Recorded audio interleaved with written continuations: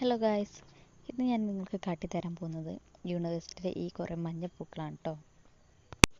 അപ്പം നിങ്ങൾ യൂണിവേഴ്സിറ്റി കൂടെ ഈ കൂടെ നടന്നാൽ നിങ്ങൾക്ക് കാണാൻ കഴിയുന്ന ഒരു പൂവാട്ടോ ഇത്.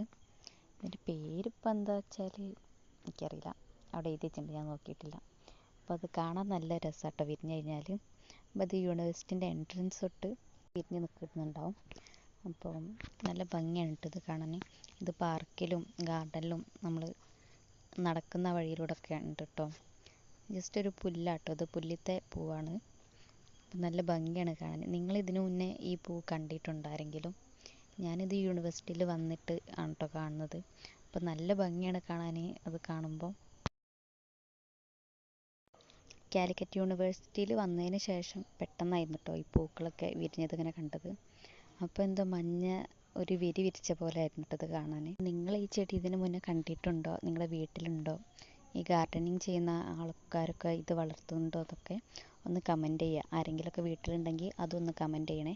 ആരൊക്കെ ഉണ്ട് നോക്കാം.